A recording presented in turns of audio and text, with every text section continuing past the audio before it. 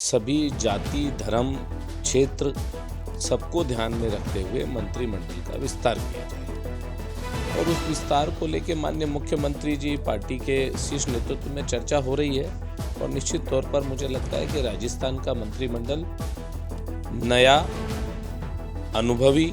BJP की सरकार थी, वसुंधरा राजे मुख्यमंत्री थे, उसमें आप संसदीय सचिव रहे, तो क्या इस बार भी जो नेतृत्व है वो आपको मंत्रिमंडल में भागीदारी का हिस्सा बनाएंगे?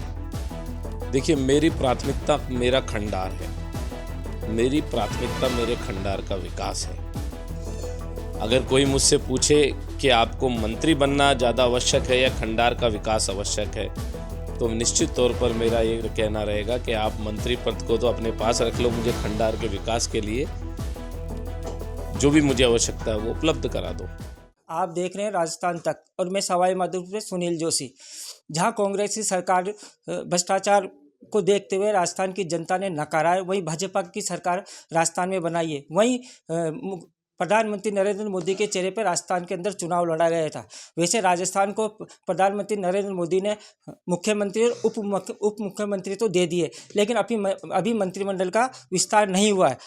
सवाई माधोपुर की हम बात करते हैं तो सवाई माधोपुर में 4 सीटों में से 2 पे कांग्रेस और 2 पे बीजेपी है। सवाई माधोपुर की बात करते हैं तो कद्दावर नेता बाबा डॉक्टर किरोड़ी लाल मीणा को जीत मिली है, तो वहीं खंडार से विधायक जितेंद्र गोठवाल को। हमारे साथ जितेंद्र गोठवाल साथ में, उन्हीं से जानते हैं कि इनकी अब प्राथमिकता खंडार में क्या रहेगी, सवाई माधोपुर में क्या रहेगी, क्योंकि भाजपा से ये अच्छे मतों से जीते। गोठवाल जी, पहले तो आपको जीत की बधाई हो। उसके बाद हम बात करते हैं कि राजस्थान में सीएम और डिप्टी सीएम तो मिल गए, अभी मंत्रिमंडल का विस्तार नहीं हो रहा। प्रधानमंत्री नरेंद्र मोदी से मिलने भी मुख्यमंत्री भजन लाल जी गए थे। क्या दिशा निर्देश ऐसे है, कब तक मंत्रिमंडल का गठन होगा? देखिए, भारतीय जनता पार्टी की जो परंपरा रही है, हम लोकतंत्र पर विश्वास रखने वाले लोग हैं। विधायक दल की बैठक के अंदर हमारा नेता तय हुआ, विधायक दल की बैठक के अंदर हमारे उपनेता तय हुए, और माननीय प्रधानमंत्री जी का स्पष्ट निर्देश है, सभी जाति, धर्म, क्षेत्र सबको ध्यान में रखते हुए मंत्रिमंडल का विस्तार किया जाए। और उस विस्तार को लेकर माननीय मुख्यमंत्री जी, पार्टी के शीर्ष नेतृत्व में चर्चा हो रही है और निश्चित तौर पर मुझे लगता है कि राजस्थान का मंत्रिमंडल नया, अनुभवी और काम करने वाला होगा। और जब कोई अच्छी चीज़ निकालनी हो तो मुझे लगता है कि थोड़ा बहुत समय लगता है, उस पर विचार चल रहा है, अच्छा निर्णय होगा। जब बीजेपी की सरकार थी, वसुंधरा राजे मुख्यमंत्री थे, उसमें आप संसदीय सचिव रहे, तो क्या इस बार भी जो नेतृत्व है वो आपको मंत्रिमंडल में भागीदारी का हिस्सा बनाएंगे? देखिए, मेरी प्राथमिकता मेरा खंडार है। मेरी प्राथमिकता मेरे खंडार का विकास है। अगर कोई मुझसे पूछे कि आपको मंत्री बनना ज़्यादा आवश्यक है या खंडार का विकास आवश्यक है, तो निश्चित तौर पर मेरा ये कहना रहेगा कि आप मंत्री पद को तो अपने पास रख लो, मुझे खंडार के विकास के लिए जो भी मुझे आवश्यकता है वो उपलब्ध करा दो। ये पार्टी का विषय है। मेरी प्राथमिकता पहले भी खंडार थी और अब भी खंडार है। नहीं, फिर भी अगर आपको ऐसा पद दिया जाता है मंत्रिमंडल में, तो किस तरह से राजस्थान की आवाम को आप एक उनका हक दिला पाएंगे? क्योंकि अगर भाजपा की बात करते हैं तो पेपर लीक के मामले पे, चाहे महिलाओं के अत्याचार के मामले पे, इन मुद्दों पे उन्होंने एक चुनाव भी लड़ा था। तो क्या प्राथमिकता रहेगी मंत्रिमंडल में विस्तार होने के बाद?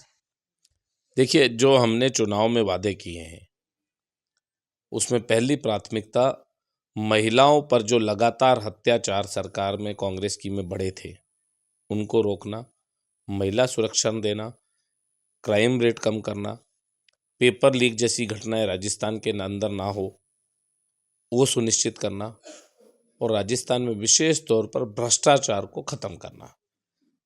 मुख्यमंत्री अशोक गहलोत गांधीवादी बनकर बात तो करते थे, लेकिन मुझे लगता है कि इस प्रदेश के अंदर अगर कोई सबसे बड़ा, इस देश के अंदर सबसे बड़ा कोई मुख्यमंत्री भ्रष्टाचार फैलाने वाला है तो अशोक गहलोत थे, जिसका परिणाम उनको जनता ने दिया। वो खंडार की बात करते, खंडार में जब आप बीजेपी से विधायक थे, आपने चौमुखी विकास कराया, उसके बाद आपको हार मिली, तो क्या इस बार आपकी क्या प्राथमिकता रहेगी खंडार के लिए कि खंडार की जनता को एक अच्छी जो मूलभूत सुविधाएं वो मिल सके? क्योंकि हम चुनाव के दौरान भी गए थे तो खंडार में एक ही रोडवेज की बस चलती थी, वो भी बंद करा दी गई। तो किन किन चीज़ों को, क्योंकि वहीं पर अगर चंबल घड़ियाल की बात कर लें या अपने जो पूरा महल वो गढ़ है उसकी बात करें, उसमें भी आपने पहले प्राथमिकता दिखाई थी कि उनको हम पर्यटन के हिसाब से उनको जोड़े, तो क्या उन पे किस तरह की आपकी प्राथमिकता रहेगी? देखिए, खंडार के अंदर रोडवेज की बस हमने उस समय चालू की थी। निश्चित तौर पर अब वो बस बंद है, क्योंकि जो निवर्तमान विधायक थे, उनकी प्राथमिकता कभी भी विकास नहीं रही। उनकी प्राथमिकता जातीय ध्रुवीकरण करके चुनाव जीतने की रही। और बाकी हार जीत की बात है तो जनता का निर्णय, जिस जनता ने हराया था उसने जिता दिया। मैं बार बार खंडार की जनता को धन्यवाद देता हूँ। अपने विकास के क्या आयाम रहेंगे? आपको प्राथमिकता जीत मिल ही गई, अब आपकी प्राथमिकता क्या रहेगी खंडार की जनता के लिए? रोड, पानी, बिजली, स्वास्थ्य, शिक्षा, जिस स्थिति में मैं छोड़कर गया था, मुझे पता लगा उसके बाद ना तो किसी स्कूल के अंदर कमरे बने, ना कहीं पर सीएससी के अंदर डॉक्टर लगाए गए, ना कहीं पीएससी खोली गई। निश्चित तौर पर ये गांव के लोगों की आवश्यकताएं हैं, इनको पूरा करने का मैं फिर से प्रयास करूंगा। वहीं अगर बीजेपी की हम बात करते हैं, 100 दिन की योजना बीजेपी ने एक बनाई है, उस वो किस तरह की योजना है, किस तरह से आप जनता के बीच में किन मुद्दों को लेके जाओगे? मैं तो चुनाव हारने के बाद धन्यवाद यात्रा चालू कर चुका हूँ, और उस यात्रा के अंदर गांव की जो क्षेत्रीय लोकल समस्या है उनका समाधान भी कर रहे हैं हम लोग। और 100 दिन के अंदर हमारे मुख्यमंत्री माननीय भजन लाल जी का प्रयास है सुशासन, भ्रष्टाचार मुक्त राजस्थान और महिला सुरक्षा, इनको हम प्राथमिकता देंगे।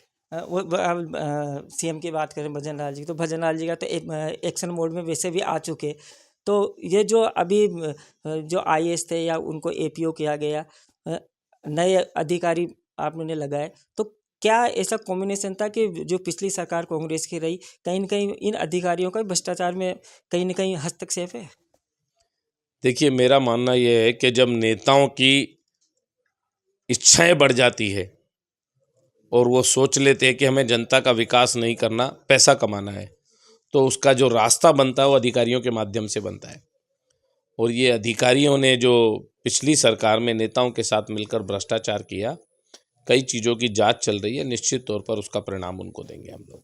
प्रधानमंत्री नरेंद्र मोदी एक विजन लेकर राजस्थान में एक नई परिपाटी चलाए, नया सीएम बनाया, यूथ सीएम बनाया, तो क्या आप ऐसा मानते हैं कि अब जो बीजेपी है, आने वाले जो 5 साल बाद के चुनाव होंगे, तो जो एक राजस्थान में एक परंपरा बनी हुई है 5 साल तूर 5 साल में, क्या उसको तोड़ पाएंगे? ऐसा विजन 5 साल में आप राजस्थान की जनता को दोगे ताकि वो वापस 5 साल बाद आप ही की पार्टी में भाजपा को विजयी बनाए?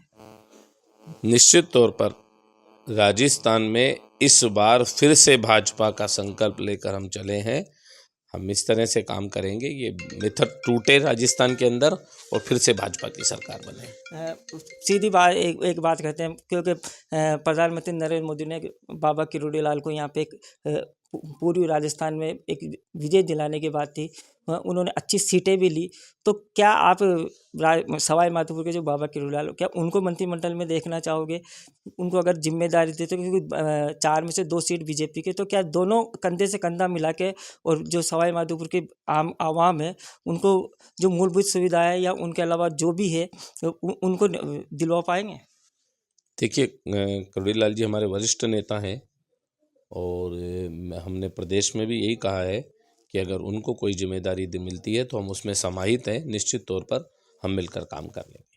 तो ये थे हमारे साथ खंडार विधायक जितेंद्र गोठवाल, जिन्होंने अपनी बातों को बेबाक कहा, राजस्थान की बीजेपी सरकार के मंत्रिमंडल के लिए भी कहा। तो खंडार की जो जनता है, आवाम है, उनको मूलभूत सुविधाएं इन 5 सालों में दिलाने का एक संकल्प लेकर ये चल रहे हैं। तो अब आने वाला वक्त ही बताएगा कि जनता को कितना मूलभूत सुविधाओं का लाभ मिल पाता है। सवाई माधोपुर से सुनील जोशी, राजस्थान तक।